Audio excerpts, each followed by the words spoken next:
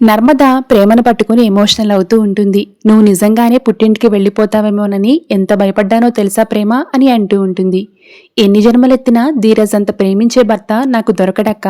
అంత ప్రాణంగా కళ్ళల్లో పెట్టుకుని చూసుకుని భర్తను వదిలేసి ఎందుకు వెళ్ళిపోతానక్క అని అంటూ ఉంటుంది ప్రేమ. ఆ మాటతో నర్మద, ధీరజ్పై నీకు ఎంత ప్రేముందో నాకు తెలుసు. ఆ ప్రేమతోనే ఈ కేసు నుంచి ధీరజ్ను బయటకు తీసుకుని రావడం కోసం పిచ్చి పని చేస్తావేమోనని భయపడ్డాను అని అంటూ ఉంటుంది నర్మద.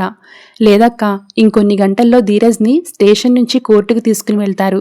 ఈలోపే ఏదొకటి చెయ్యాలక్కా అని అంటూ ఉంటుంది ప్రేమ.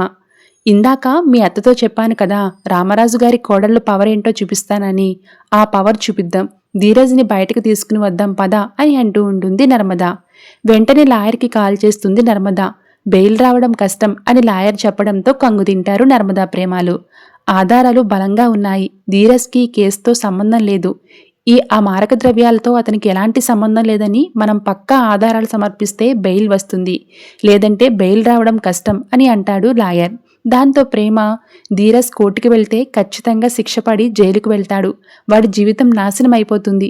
అందుకే ఈలోపే మనం బయటకు తీసుకురావాలక్క అని అంటూ ఉంటుంది ప్రేమ. టెన్షన్ పడొద్దు ప్రేమ, లాయర్ గారు ఒక మాట అన్నారు విన్నావు కదా, ధీరజ్ ఎలాంటి నేరం చేయలేదని బలమైన ఆధారాలు ఉంటే ధీరజ్ని బయటకు తీసుకుని రావచ్చని అన్నారు. ఆయన చెప్పింది కరెక్టే, కానీ ఇప్పటికిప్పుడు సాక్ష్యాలు ఎలా వస్తాయి అని అంటుంది నర్మద. ఇక అప్పుడు ప్రేమ, ఆ ప్లేస్లో అయితే వాడు మారకద్రవ్యాలు పెట్టాడో అదే ప్లేస్ నుంచి ఎంక్వైరీ మొదలు పెడదాం. ఆ దేవుడే ఏదో ఒక దారి చూపిస్తాడక్క, పదక్క అని అంటూ ఉంటుంది. ఇక నర్మద తీసుకుని వెళ్తూ ఉంటుంది ప్రేమ. అయితే ఇదంతా విన్న శ్రీవల్లి పెద్దగా నవ్వుతూ, నేరం చేసిన వాళ్ళు అక్కడే ఉంటారా ఏంటి, వీళ్ళకి దొరికిపోవడానికి అని అంటుంది. ఈ సుక్కు వెళ్ళి వాళ్లపై 2 కళ్ళేసి ఉంచుతాను వాళ్ళ వెనకే వెళ్తుంది సుకన్య. థ్యాంక్స్.